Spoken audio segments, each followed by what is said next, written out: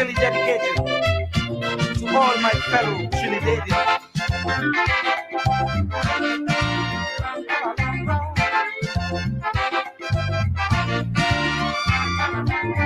Trinidad has radiance, Trinidad is nice. When come to the heroes, we got to think twice. We got to learn how to bridge the gap, because there are people make us powerful on the map. The way we treat the heroes with scorn, and also wish they were never born. In other countries I realize their heroes are the ones whom they idolize. Jamaica very they got money to sing praise to their hero, but in my country we deliberately push the heroes below. Then we admire foreign culture we treat nowhere. No, we shouldn't treat our heroes so. No, no, no, no, no, no. We shouldn't treat our heroes so. No, no, no, no, no, no. We shouldn't treat our heroes so. Bang, bang, bang, bang, bang, bang.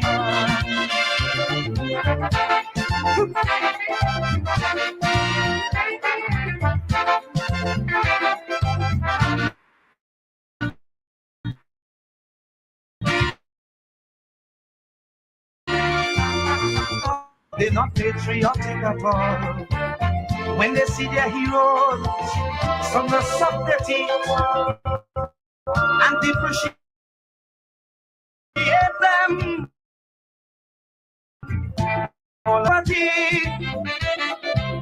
Yet we never had a state funeral for him. Although he was found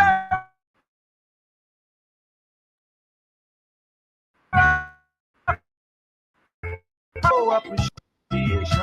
Did you want to demonstrator for the late Martin Luther and Jubal Butler? He fought for labor. We watch him die the pauper.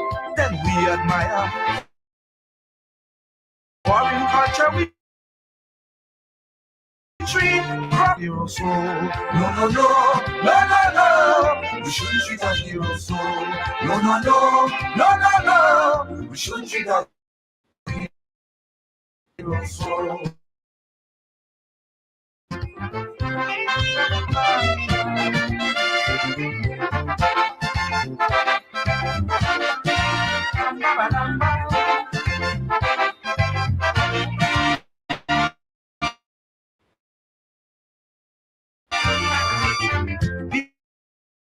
Like regardless to what, we must show sincerity. They have played their part, evidence is shown. Being a dot on the map, they make Trinidad well known. It's done differently in other countries, where the state provides facilities for their families. Their contributions we quickly forget.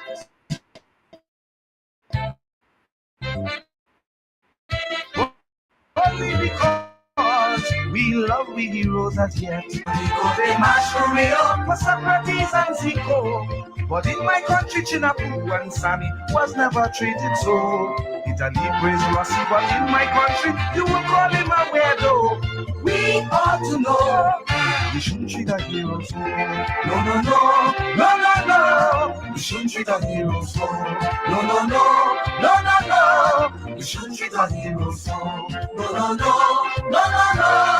We shouldn't treat our heroes so. We try to destroy. We shouldn't treat our heroes so. The pauper, then we admire culture we treat proper so low. We ought to know we shouldn't treat our heroes so. No, no, no, no, no, no. We shouldn't treat our heroes so. No, no, no, no, no, no. We shouldn't treat our heroes so. Ba ba la ba dang bang bang ba dang ba dang bang bang.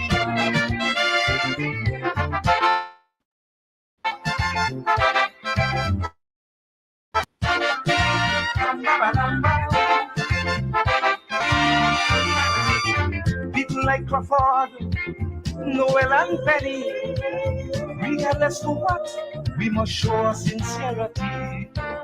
They have played their part, evidence is shown. Being a dot on the map, they make Trinidad well known. It's done differently in other countries, where the state provides facilities for their families. Their contributions we quickly forget, only because we love we heroes as yet. Tonico, they mash Romeo for Socrates and Zico. But in my country, Chinapu and Sammy was never treated so. Italy praise Rossi, but in my country, you would call him a weirdo. We ought to know we shouldn't treat a hero so. No, no, no, no, no, no. We shouldn't treat a hero so. No, no, no, no, no, no. We shouldn't treat a hero so. No, no, no, no, no, no. We shouldn't treat a hero so. We try to destroy Sparrow. We shouldn't treat a hero so. Although no, we shouldn't treat a hero so. Don't listen, shorty, murder. We shouldn't treat a hero so. We don't forget murder. We shouldn't treat a hero. We shouldn't. No, no, we shouldn't. No, we shouldn't. We shouldn't treat a hero. No, we shouldn't. No, no, we shouldn't. No, we shouldn't. We shouldn't treat a hero. I said we shouldn't. No, no, we shouldn't. No, no, we shouldn't. We shouldn't treat a hero. I said we shouldn't. We shouldn't. No, no, we shouldn't. No, no, no. We shouldn't treat a hero. I said we shouldn't. No, no, we shouldn't. No, no, we shouldn't. We shouldn't treat a hero.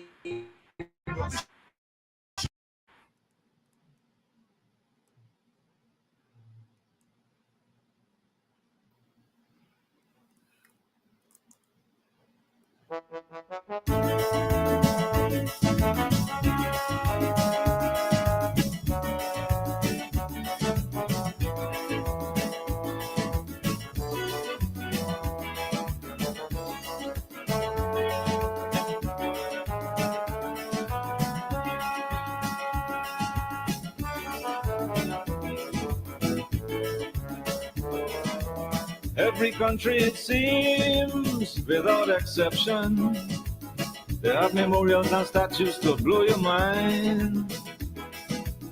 But the Caribbean man, I just don't understand. We don't have anything of that kind.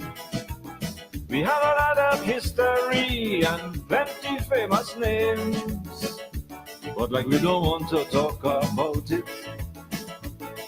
West Indians know about Daniel Boone and the Jesse James. It's time we start blowing we own trumpet. So I'm asking you, where are your heroes, Caribbean? I don't see many statues on your streets, and you have no replicas of famous figures, men like Walcott and Kitchie. Where are your heroes, Caribbean? Show them to me.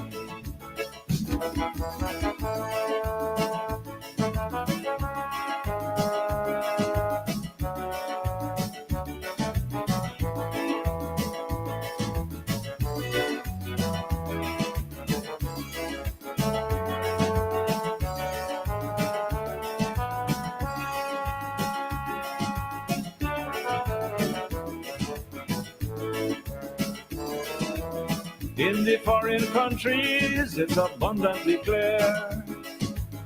You will see mementos from the past.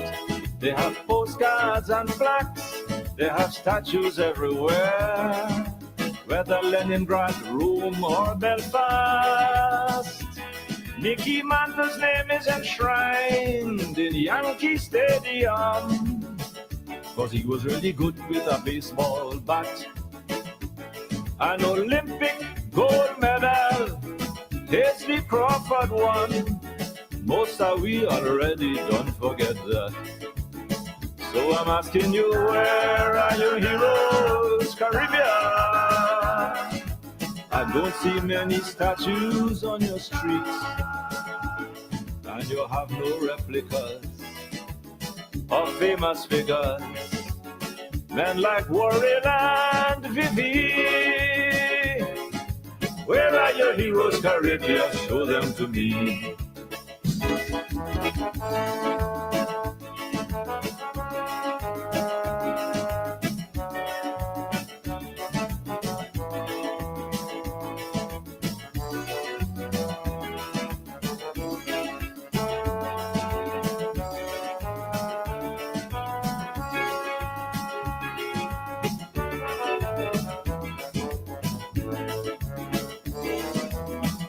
Guyana should be proud of the Hellenian Lance.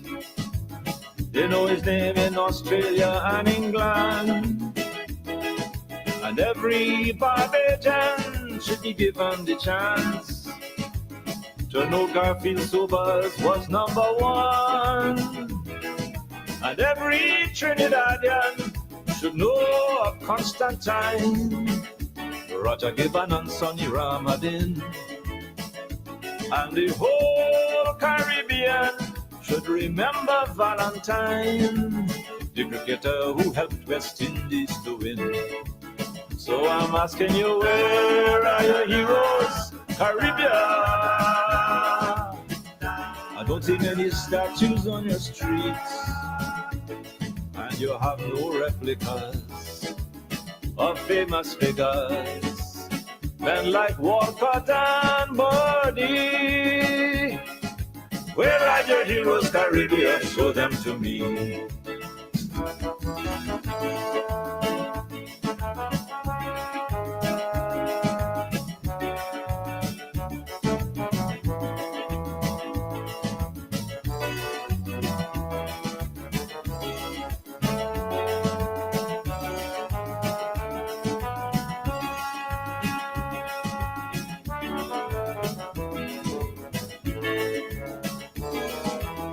And if you go to Moscow, in one day you'll learn there's a building where all their heroes remain.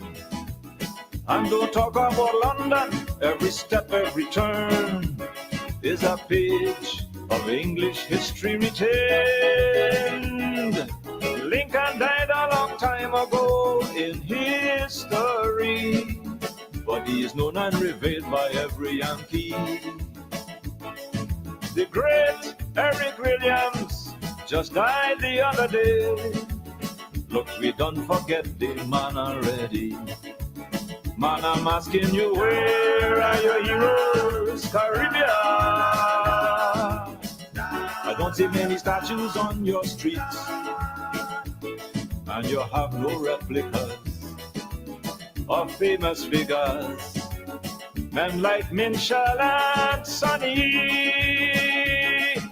where are your heroes, Caribbean? Show them to me. Yes, I'm asking you, where are your heroes, Caribbean? I don't see many statues on your streets. Where are the replicas of famous figures? Where are your heroes, Caribbean? Where are your heroes? The late, great Dave Martins. And before that, Heroes by Lord Explainer, the mighty Explainer out of Trinidad. And our singers rebuking our Caribbean for the way we treat our heroes, critiquing, self-critique, critiquing the society. I dedicate tonight's program to the young people of our country. Because the notion of self-criticism, people are telling our young people that is denouncing them. If you criticize or you critique the society, you are denouncing them. And some of our young people are falling for that. And I'm on a mission to turn that around. We have always had that strong tradition of self-criticism in our Caribbean. We're one of the few peoples in the world who laugh at ourselves. We laugh at ourselves. We are constantly praising our people. It must be a critiquing them. Professor Rex Nettleford said, it's chaos in order and order in chaos.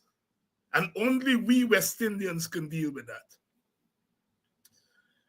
And I think some of our young generation are being socialized to believe that when you critique the society, when you critique tendencies in the society,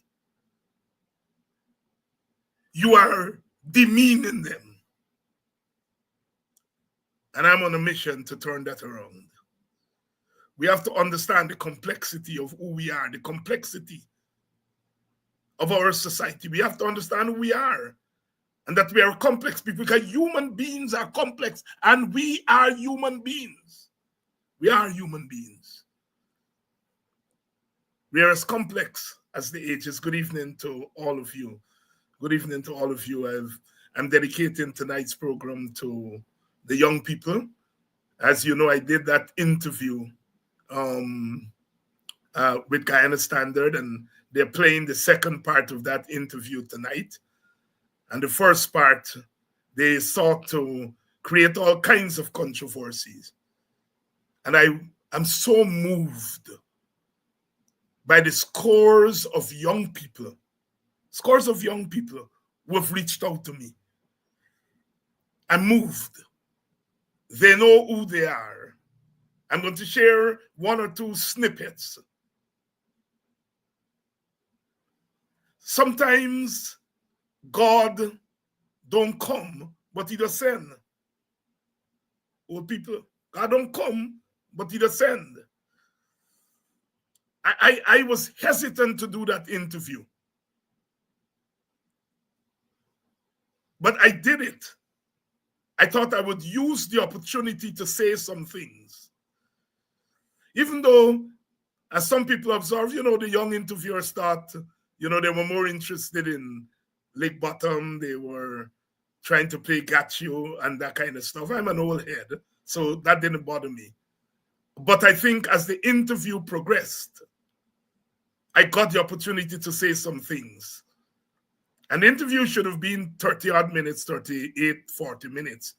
And it went up to 80 minutes. So they had to do 2 programs, so to speak. And like I said, the young people who reached out to me, sometimes you feel that you want to give up this fight. And here's a snippet. Morning, Dr. Hines. I must applaud your dedication towards championing the cause for Afro-Guyanese in Guyana, and furthermore, giving pointed and candid perspective in your recently conducted interview with the Guyana Standard. Please rest assured that your opinions were well received, and I look forward to your taking other platforms to champion the cause. I would further suggest you consider doing an interview on Sherrod's program, providing he is willing. This interview will give context to the last part of the interview that is yet to be aired by Guyana Standard. Since my opinion, it was a deliberate attempt to make you look racial by ending the interview where they ended it. That was from one young man. Let me try to see if I can pick out another one. Let's see here. Okay, here we go. I think I will share this one. Greetings, brother. I agree with everything you said on your interview. You're candid I may not agree with everything that you said in general, but your articulations on that interview was informative and well done, sir. It gave me new information. And then I'd share one more. Let me see. Not this one. Not this one here. Um, um, all right, let me share this one. Yes, this one. Uh, Good morning, sir. My name is, and he stated his name. I'm 24 years old, hailing from the town of Linden. I'm currently in my final year reading for law at the University of Guyana. While preparing for work this morning, I came across a podcast you recently sat on, and I'm quite impressed by your delivery and knowledge. I would like to know if you do any lectures or courses, because I think the information you possess as a scholar, if shared, would not only make me quite knowledgeable, but also make me and other young people better Guyanese. Those are three of the many texts I got, and there are a whole set of others on social media because the young people are abuzz by this interview. Some reason, perhaps because it's for two young people who were interviewing me, and because young people are in the news, they are in the news, and so the young people are abuzz, and that was not my intention, but the young people have taken that interview, and they're mobilizing themselves. I let me just say at this point, a pastor contacted me a couple of weeks ago, and he said, Dr. Hines, I want to do a course on Pan-Africanism. And I agreed to do the course. And in our discussion, he said perhaps we could recruit other people to do the course. I taught Pan-Africanism for 30 odd years. So it's not a new subject for me, not a new course. And we are recruiting, and I'm making it public here for those of you who would like to participate in a course on Pan-Africanism. We are going to do that course. I'm working on the syllabus right now, and then I will announce what time we will start. But I'm opening it up now to the public. It was my intention, of course, for us to work with the pastor, and then we said, well, why don't we get 2 or 3 other people? But now I'm opening it up. A course on Pan-Africanism. I met Pastor at the last rally we had in the Square of the Revolution 2 days before before the election.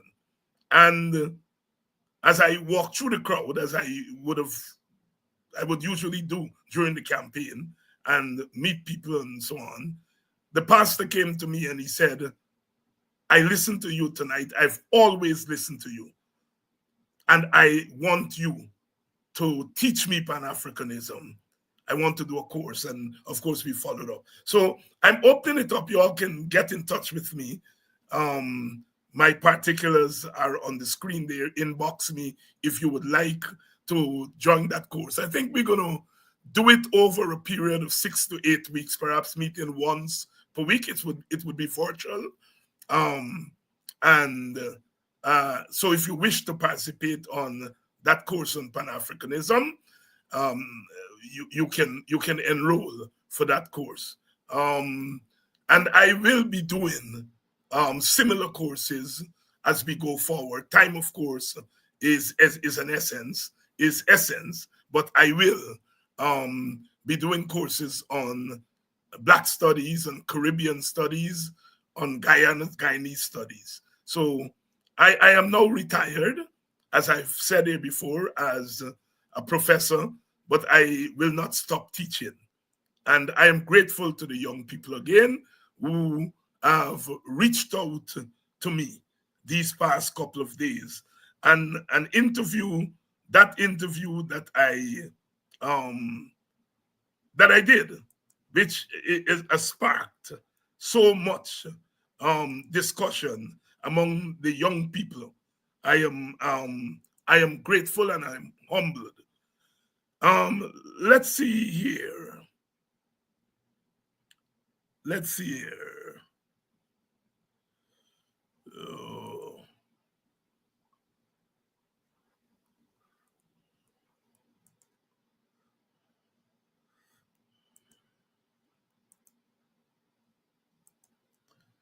all right. Okay.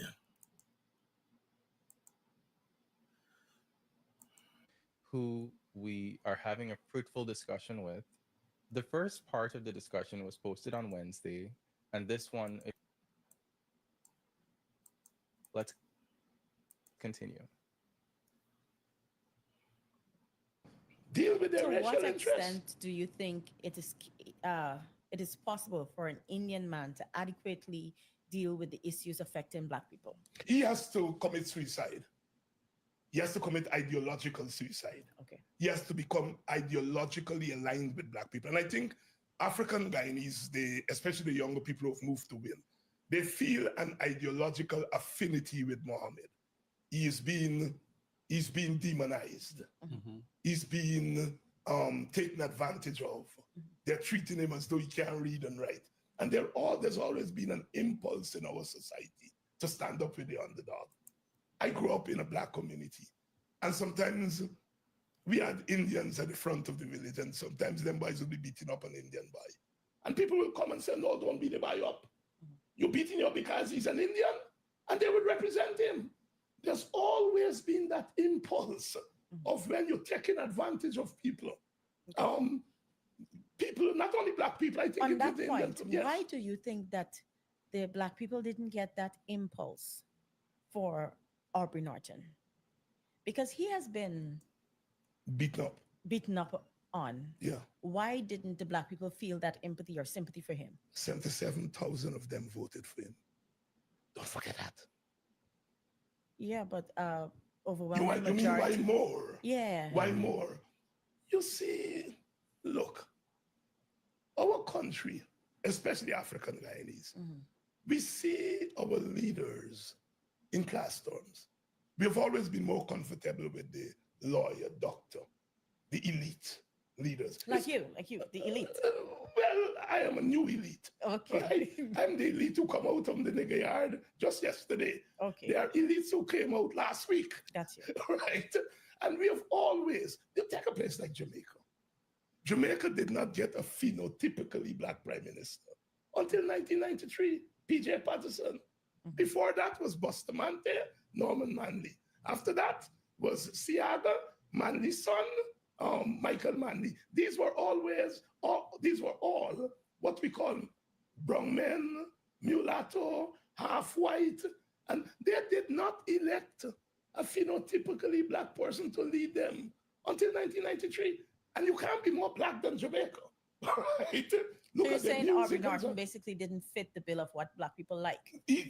There is a certain tendency in the Black community that doesn't see the Aubrey Nortons and David Hines of this world as being able to command the respect of the elite society. They like us. They like us playing a certain role. But when it comes to the top role, they're not too sure. You're tied to that role. But it's changing. Okay. It's changing because Aubrey still attracted 77,000 votes. So it's a work in progress for us to get to that point where our leaders, our people, can be comfortable with somebody who speaks like me. Somebody who comes from that down there in the nigger yard just yesterday. We have to work our way, all right? And we have to live with that in the society until the society is able to move to a certain point. Brother UC Kwayana, you all just know of him. He just celebrated his 100th anniversary. In 1953, he said to the white governor, This white man. Mhm. I will not stand for this confounded nonsense. And people change it to say this confounded nonsense will stop. That was cuss word in those days. You telling that to the white man? The elites call him a country boor. He was from Buxton. They call him a country boor. He has no class. This thing it has a history. In America, they used to call Garvey half-educated. He led the biggest black movement. And this time, Dr. Hanks, Yeah. where the black community, Yes. you want to, is so segregated, where they have the elites, they have the other kinds of elites, Yeah. like you, Yes. New elites. the new elites. Yeah. They have those who are, as you would put it, less conscious, or who don't see that pride. How do you anticipate the community moving forward after from where we are now? And I say we, not as the community of the political community. Yeah. Yeah. I'm speaking of the black community. Yeah. Mhm. Let us not confuse electoral behavior Mhm. with cultural and political behavior. Okay. Those same young people who vote there, Mhm. come 1st of August next year, they're going to be putting on their dashikis and they're going to be going out to the national park. What does that mean, really? No, but it means something. It means that they're still culturally grounded. If you do that once a year? But yeah, once a year they get an opportunity to do it. All right?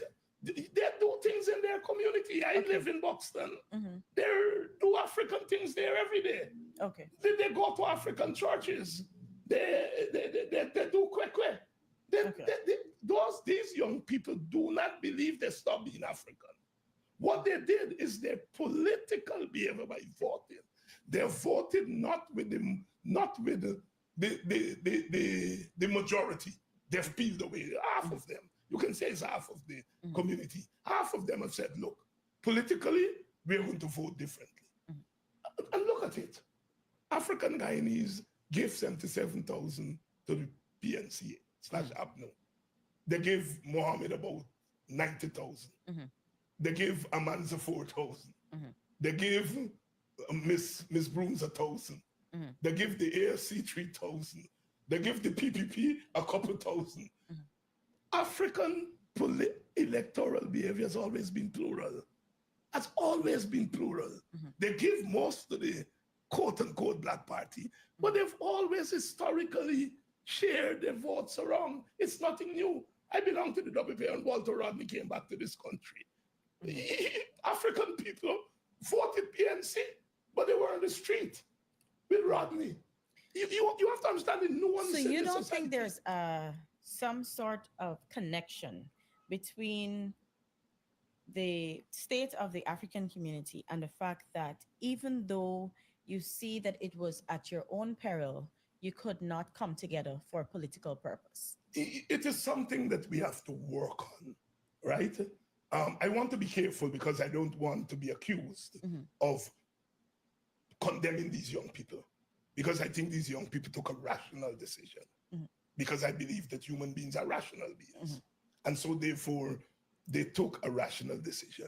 So when I ask about the lack of partnership between the AFC Yes, and the I think that was a factor. I think I have never in all of my 50 years of political activism saw neither among Indians nor among black people this yearning for coalition that I saw among the black community. And I think the fact that we couldn't get a coalition and the fact that we behave so nasty and terrible fighting for 65 and 85, I think a lot of young people basically say, you are the stupidness. I don't think that's the only factor, but I think that's a factor, right? The fact that they couldn't see us as acting like big people. And so they decide, look, they're hammering this man, they're demonizing this man. Maybe this man is the deal, the real deal, all right? And they decide to put their votes there. It's an experiment. Okay. We have always had these experiments, all right? In the 1960s, some of the black elite voted for the United Force. As Some of the Norton Indian elite articulated. voted for the United Force. Mhm. All right? That dissipated by the turn of the 1970s. The United Force was no more. Right? When the WPA come on the scene, Indians felt that the PPP weren't fighting Burnham. And they saw Rodney and Rupnarayan and them as wanting to overthrow this regime. And so Indian people say, they're doing what we want. And then African people say, but we don't like the PNC's overreaching. They're doing things that we are not proud of. And so they came to the WPA. That lasted for a few years. By 1992, Indians went back home, Africans went back home. AFC came. They had Mr. Trotman as their candidate. Mhm. Some Africans, not many, it was only 5 seats, 25,000, Mhm. moved and they voted for Trotman. Mhm. And then Ramjatan became the leader. The Africans went back to the PNC, APNU, and Indians came into the AFC. The AFC got 7 seats, 35,000. Not much. Mohammed has increased on that. He got 98,000 Africans, right? So what is shocking us is not the phenomenon. What is shocking us is the magnitude of it. right. How do you expect him to move forward in his political career now, starting leading a party of black people, as you say? I don't know. It's new. It's new. And if I were to say that I know, I don't know. It's unfamiliar territory. And we will have to wait and see how he will do that. What is going to be the conversation between him and his supporters? What is going to be the dynamics between him and his supporters? I've already observed. I think he may have started on the wrong foot, right? In the sense that the first thing you're trying to do is to remove 3 opposition The commissioners who were nominated to I the think top. if you do a poll among the young people Mhm. who voted for him, I don't think most of them will agree with that move. You see, you have to be sensitive. Yes, these people voted for you. You are now the opposite. But unless you think they stop being black, because what you are doing is saying, look, these 3 black men, I don't want them. Well, maybe he's Do you think replacing it's them with other black black men? people. Yes. And then he may replace them with 3 other black people, 2 of which will vote with the PPP commissioners. We don't know. We don't know. Yeah, but why is it that these are the ones that have to be the black people to be there? Why can't No, he? I am saying that he has a right to remove and put other black people. Mhm. I am not saying that he doesn't have the right or he shouldn't remove them and put other black people. But if you put 3 black people and one of them votes for the PPP, is that advancing the interests of your supporters? Mhm. No, it does not. So you have to be sensitive. But Your in the current hold makeup on. of the Your commission, supporters don't want the PPP. And you have to be careful that what you do don't go in that direction. 2 things. Yeah. One, in the current configuration of the commission, Yes. PPP doesn't need anybody to vote with them. Yes, they do. They are.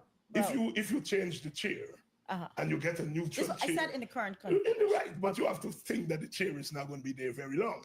And the Okay. PPP has to be sure that they have that extra vote. Okay. And because remember, if you have a new chair, it is the opposition who gets to give the president. So you're likely to get a chair that is friendly to the opposition. So the PPP is smart, yeah? They know that chair thing ain't gonna last forever, right? And so if they can get a commissioner from the other side to vote with them, they don't need a chair. And these are the things that I think Mohammed has to be sensitive to. He has to remember that his constituency don't like the PPP. That's why they give him the vote. Being the reality of Mohammed and his history, Yeah. why do you think that his supporters are so convicted that they don't like the PPP when Mohammed is basically fresh out of the PPP? They don't worry about that.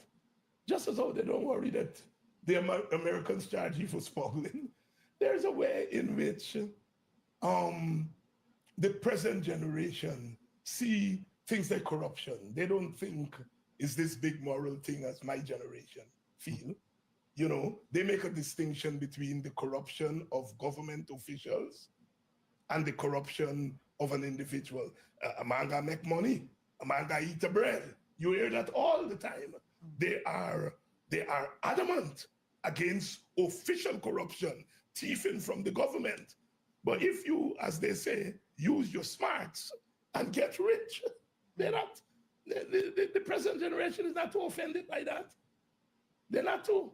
And those one has who are to not live with too that, yeah. offended by that, you think they would be up in arms if he removed the 3 commissioners? No, he has to be careful Okay. that in the process of doing that, he does not deliver the commission to the PPP Gotcha. Okay. because his supporters wouldn't like that. Right? That's what I'm saying. That GCOM thing needs some more thinking through. Okay. All right? It's not something you should jump on right away because it has consequences going forward. What sort of relationship you have with the Mohammeds? I never met him. Okay. I've never met him, and I'm glad I've never met him Why? because I don't want to be associated with the things that he's associated with. I'm clear about that. But so does that not now mean that you have to, as a parliamentarian, go and work with Mr. Mohammed? Of course, as a parliamentarian, Mhm. if there are issues that we have to work on together, the institution demands that we have to work together. But I don't have to embrace this politics.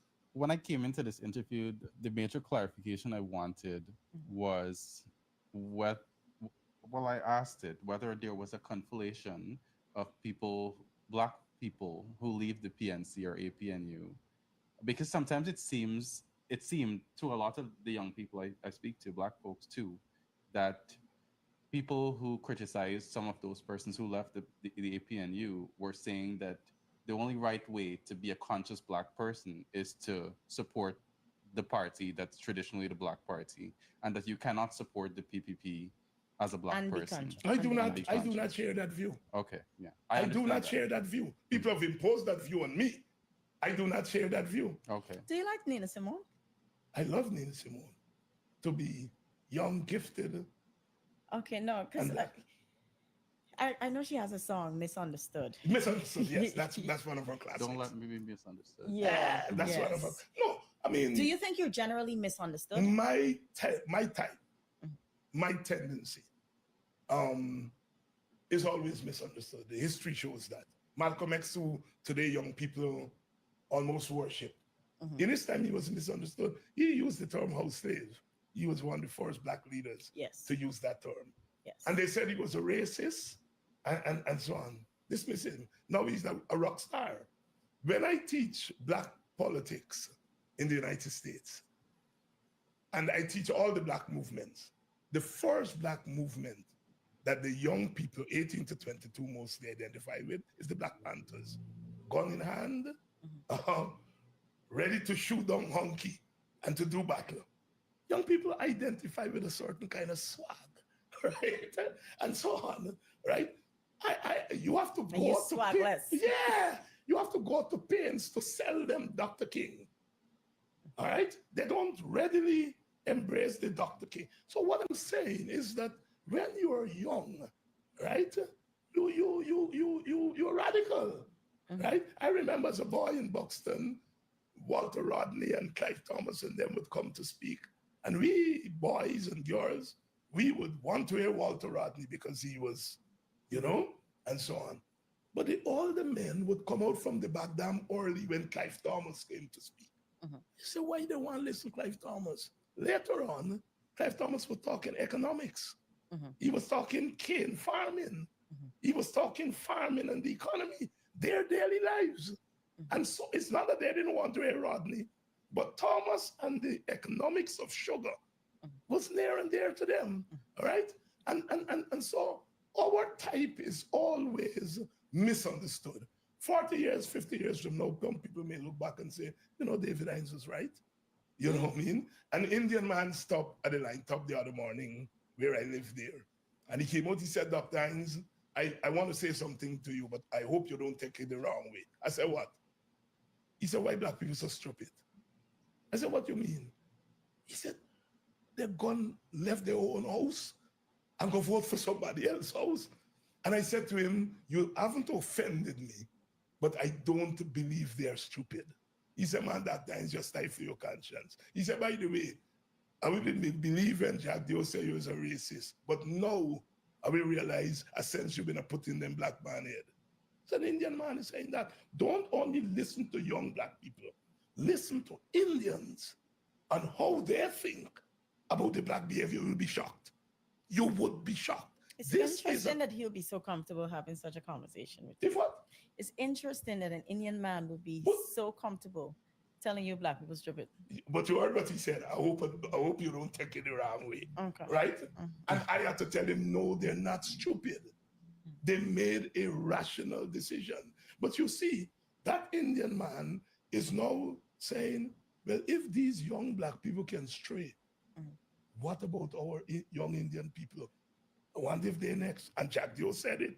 He said, when he realized that the win was capturing the young people on TikTok, he said they went into the Indian community, they pulled them and carried them to PPP meetings.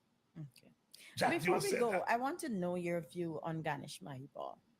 Good young man, very eloquent, understands Parliament because he has been there a long time. And I think as an Indian in a predominantly African party, he has become comfortable in his role. It's not easy to be an Indian in an African party, and it's not easy to be an African in an Indian party. It's tough. But I think Ganesh has matured in the PNC and has come to understand his role. Do you think he betrayed his race? You got to ask the race that. Not me, I can't say that. I love having Indians over on my side, right? And so it's Indians who have to, but Indians have called him Nimakaran. So you wouldn't encourage Indians per se to stay in their camp. You would want them in your camp. Of course. But you don't think that black people should go in the Indian Yes, camp. I said that. Okay, all right. You're very aggressive, you know. You're very aggressive. No. Guyana would be a better place if Indians can join the PNC on policies and principle, Right. and Africans can join the PPP on policies and principle. I learned something from you, and I'm never too old to learn. I learned something from you in the program. You said, well, if Africans didn't vote race, they vote for Mohammed, then it's policy. And Mohammed didn't put any policy. So it could be that they vote for policy. And you ask the question that any good scholar would ask, then what did they vote for? And that we don't know yet. We have to go and talk with them over and over, as we academics would say, try to get behind. All right? And you pose an hypothesis there. They didn't vote race. They didn't vote policy. Then what they vote? And that is the unanswered question. I said last question, but one more. Do you see, I asked you about the journey for the black community over the past 2 decades. Going forward for the black community, irrespective of which side they're on, do you think we can move forward without addressing certain baseline division? No, we can't move forward. We have to address that. But to address the division is the consequence of the problem. And I think where you're getting at is the underlying problems in the black community, right? And there are underlying problems in the black community that we have to address, and it has to be addressed at 2 levels. We have to address it as black people, but the government has a responsibility. Whether that government is Indian, Chinese, Portuguese, Amerindian, the government has a responsibility to address this problem. The problem with the Africans is a problem of alienation, all right? And this is a consequence of slavery and colonialism. They're alienated from the society. They don't feel that this society has them in mind. When they hear development, they don't see themselves in it, all right? And so they're alienated from the society. And they then act in ways that are not part of the quote unquote conventional way of acting, all right? And we have to address the underlying problem. That's what the United Nations has said. It has said in the international decade, I know it's the second decade, they've said that anti-black racism still exists in societies around the world, despite laws that there's still anti-black discrimination and racism, and they're calling on governments to correct that. Our government, when it went to the United Nations and they were asked pointedly, what policies have you put in place to deal with African alienation and discrimination? A black minister said, oh, we have done policies for the people. He could not name one policy. 1 month later, the Amerindians had their United Nations session, and the Amerindian minister went there and she listed policy after policy that the government has implemented to deal with Amerindian alienation. So the underlying problems in the society is the alienation of the African. They don't see themselves in the mainstream. And so therefore, we African advocates, we have to deal with it, but the government also, because a lot of it is structural. I don't know that Jack Doe is a racist.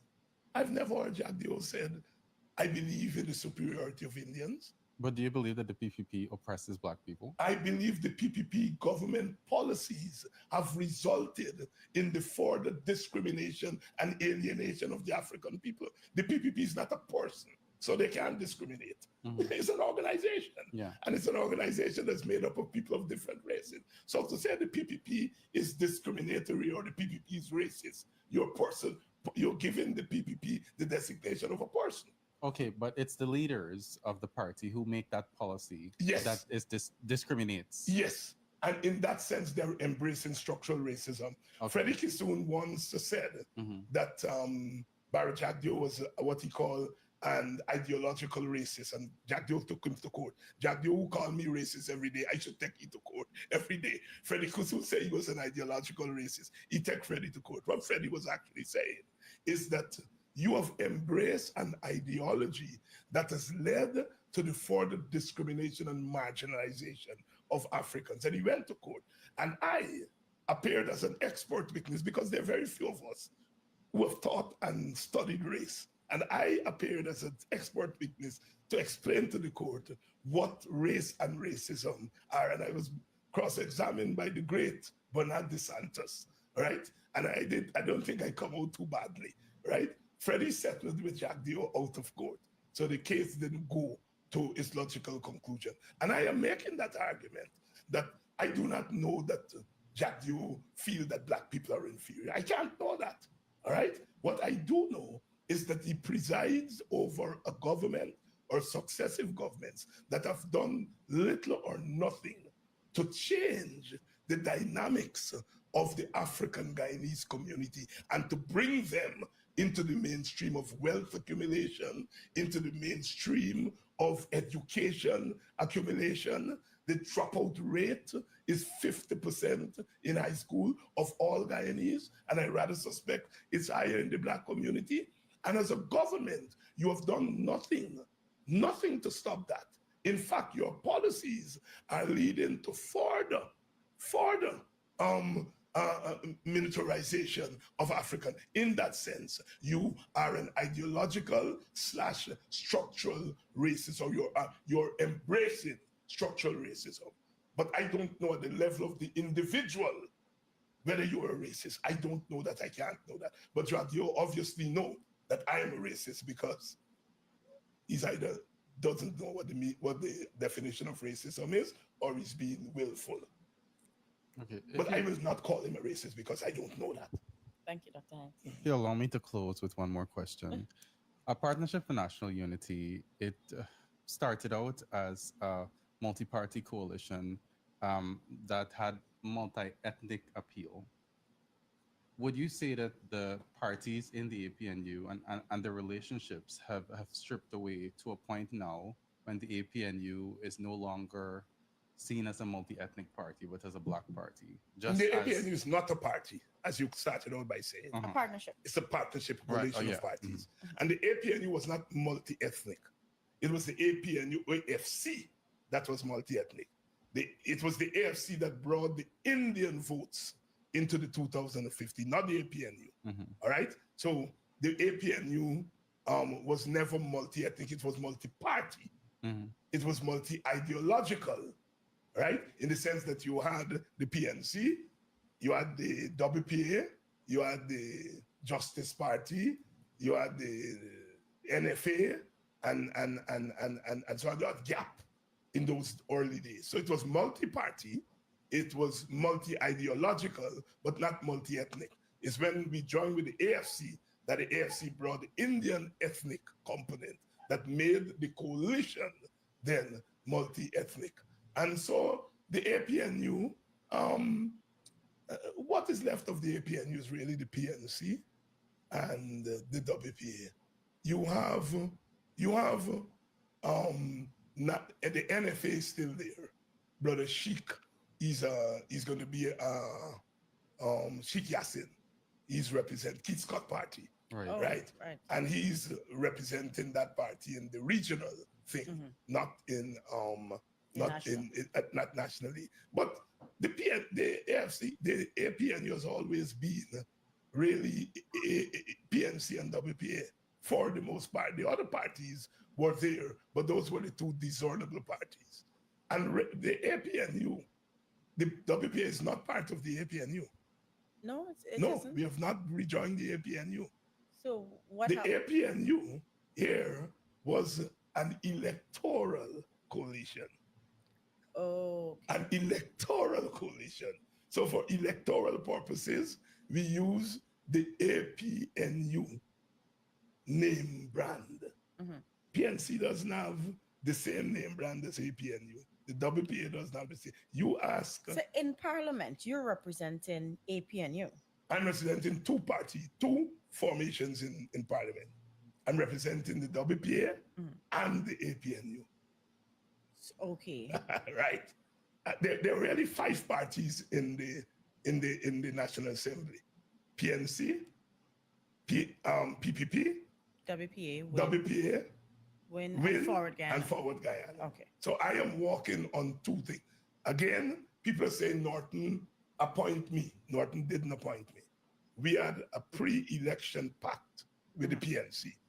If we win so many seats, WPA gets so many seats. Okay. If we win the election, WPA gets so many cabinet things. What's WPA membership like right now? What do you mean by in terms of numbers? Yeah. I would say we have more numbers now than we had a year ago, 2 years ago. So average. I wouldn't, the WP has not authorized me to say how many Okay. members it has. And so I wouldn't think, but And your decision to join with the APNU banner to go into the election, that was done in consultation with your members? yes, yes. Why do you presume it was easier for you guys to reach a decision as opposed to the AFC that had to also consult with their members? Well, I don't want to compare with AFC, but I can tell you why it was easier. Because ultimately we felt that the PPP has taken this country down a dangerous path that needs to be stopped. And that we believe ultimately in a national government. That is a government that includes all the political parties, PPP, PNC, WPA, all the other parties. WIN, we believe in a government of national unity. But we feel that in order to get to a government of national unity, the PPP has to be removed from office because they are the only party in this country. Well, I don't know about WIN, but of all the older parties, PPP is the only one that is not in favor of a government of national unity. And so we believe that a path to national unity meant that you had to remove the PPP, get a government, and then engage the PPP when they're out of government to join the government of national unity. And so it is that view that the PPP is bad for the good future of this country, that we felt we needed the broadest possible coalition in order to do the first task, which is to remove the PPP. So removal of the PPP as a means to the larger end or the better end was what inspired us to join. And so we didn't have a problem. We were not inspired in the coalition by how much we could get out of it. We were inspired by what we see as the larger good of this country. And the larger good of this country is that each party representing its supporters, whether the supporters are of one race group or two race group, that all of us need to be at that table to decide how this country is going to work, how this country is going to develop. Sir Arthur Lewis St. Lucian, Nobel Prize winner, defined democracy as all those who are affected by a decision must be at the table to make the decision. $1.3 trillion is spent, and one party decides that, representing 55% of the electorate. What about the 45% of the electorate? Don't they have a right to be at the table? What about those who didn't vote? Because although the PNC, the PPP got 55%, it's 55% of the 50% that vote, which is really, the PPP is really representing 20% of the electorate and deciding $1.3 trillion. That cannot be democratic. So democracy must mean that all parties, regardless of what votes you have, should be at the table making the decision. That's the WPA's philosophy. That is why we are engaged in politics, and that is what we will continue to fight for. We started that fight in 1974. 50 years later, we still believe that that is the future for Guyana. Thank you, sir. Well, I'm sure we all will agree that that was a heavy discussion. Thank you for being here with us, Dr. Hines. I know that we touched on some sensitive topics, and I would like to hear from you, our viewers, about how you feel and if you agree with some of the things discussed here. As always, peace. Well, there you have it. Sorry, the interview was somewhat low, but it wasn't from my end. It was the feed that I was taking. But you can go on the Guyana Standard website and see the interview. So after all the big confusion over my statement at the end of the first interview that he must commit suicide, unless you thought that I'm stupid, unless you thought that I'm not human being, unless you thought that I'm uneducated, you would wait to hear those who jumped to a conclusion that I was saying that Mohammed got to take his life to heal black people. I want to say it's ignorance, and perhaps it is. It's willful ignorance, but those are the things that make me fear for my country. And that says to you that we have to redouble our efforts to save this country, not just from the PPP and authoritarianism, but to save this country from the willful ignorance that the PPP is pushing as part of policy. And some of our young people are falling victims to it. Again, I dedicate this program tonight to young people because contrary to what some people are peddling, young people are listening to us. The Freddie Kissoon say, oh, young people don't listen to David Hines, he playing Calypso, and they don't listen to Calypso. He then lock up in the house because he don't go no way. What he know what young black people just listen to. But it is that kind of patronizing of Africans in this country that is so galling to me, that everybody think that they know what black people think. Everybody trying to tell black people, put yourself down as sacrificial lambs. It ain't happening so long as I have a voice. I'm going to fight back. Our young people are not lost. They're not lost. They made a an electoral decision. I don't agree with it. I think ultimately those young people will realize it was, in a larger terms, a mistake.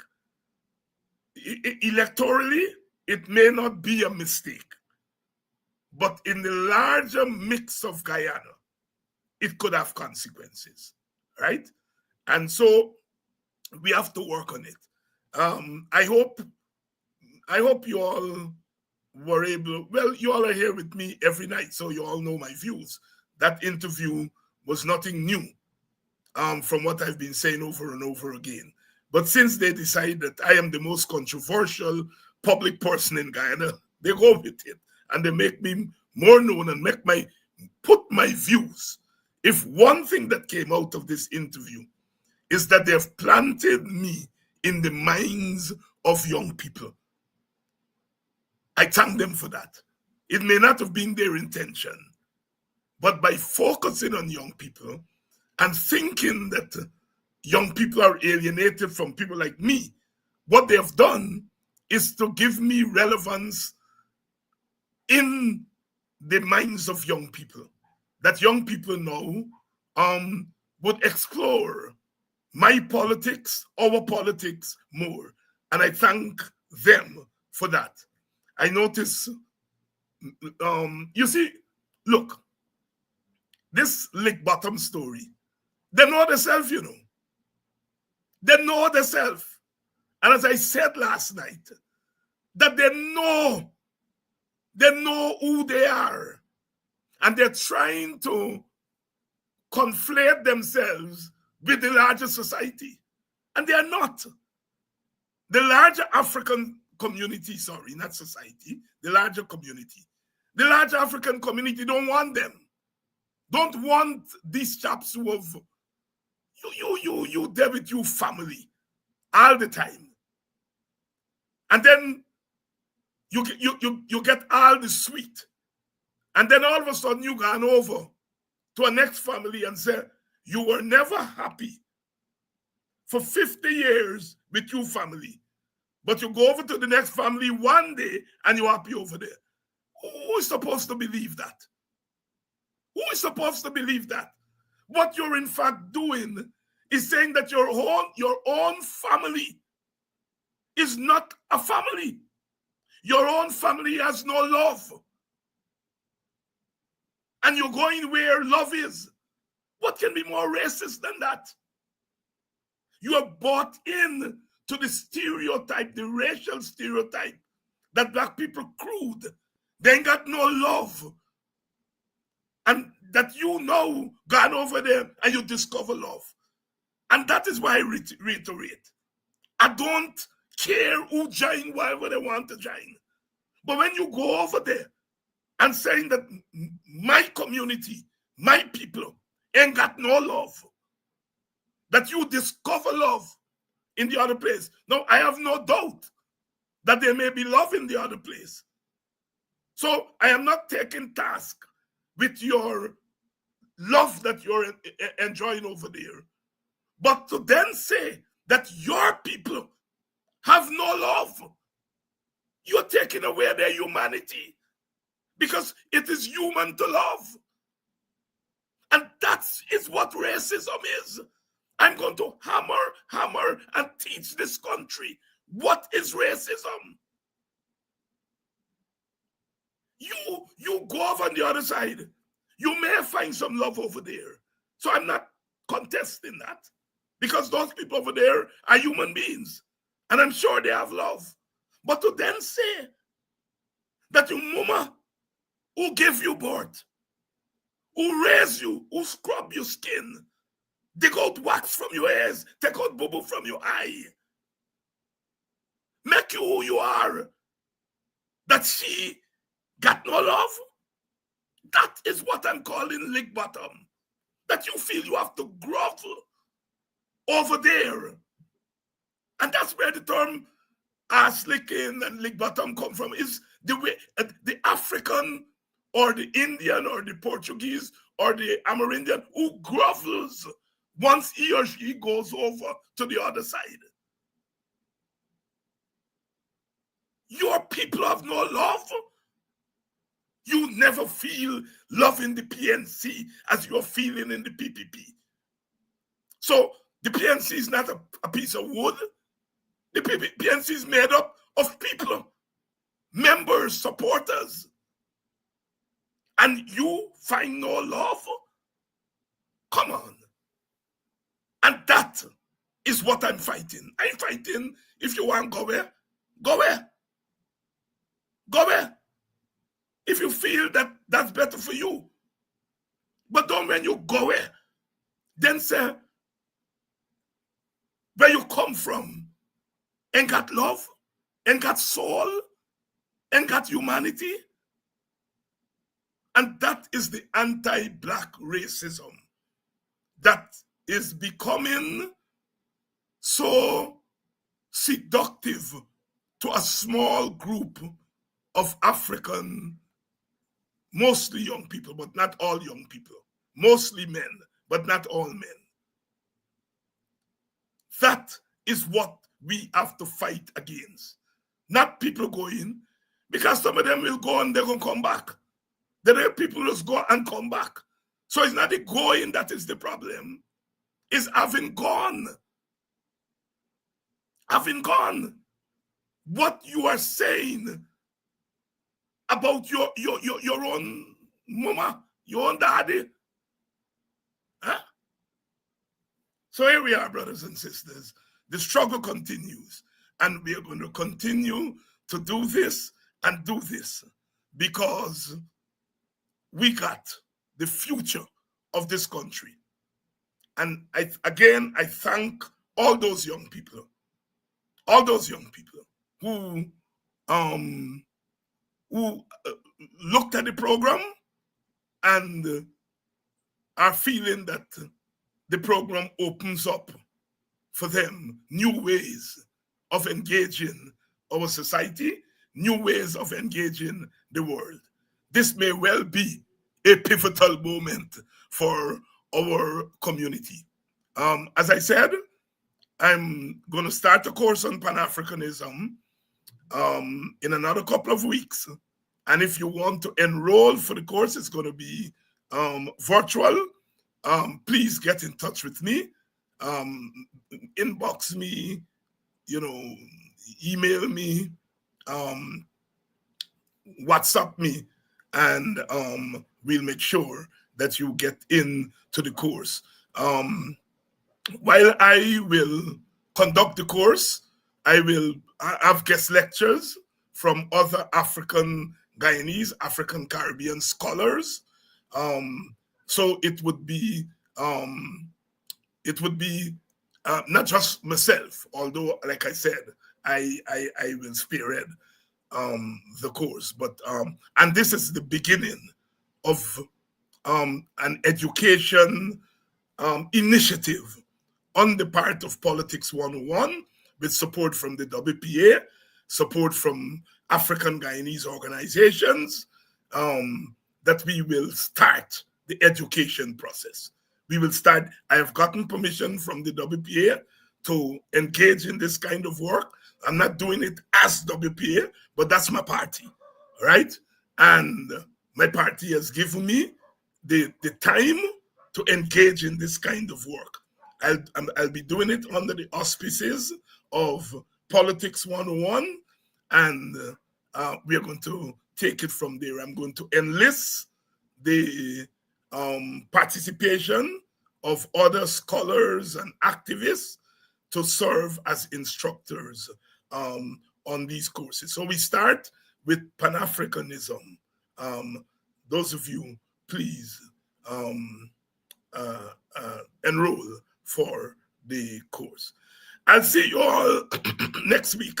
For those of you who are Black conscious, we are mourning the loss of Asante Shakur, one of the iconic voices of our time. Yesterday, she went back to the ancestors. Those of you who are acquainted with African and Black diasporan voices, she was a founder member of the Black Panthers, the Black Liberation Army. She was hounded out of the United States, and she was given a home in Cuba.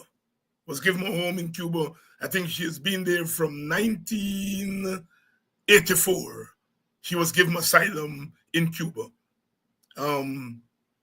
Those of you who know Tupac Shakur will know the relationship between the two. Asante Shakur, one of our great personalities in contemporary African diaspora struggle for justice, has gone back to the ancestors. May she find her place and continue her work in the great beyond. We who are left must become more Shakurs and keep the fire burning. A little more oil in my lamp, keep it burning. A little more oil in my lamp, keep it burning till the break of day. It may be stormy tonight. The winds may be howling. The thunder may be rolling, but joy cometh in the morning. And there is always a morning beckoning. We shall overcome. We shall overcome. We will overcome, because the will to overcome is part of who we are. It's part of who we are. And we are what we are. And that's the way it's going to be. Have a good weekend, and we'll be back on Monday.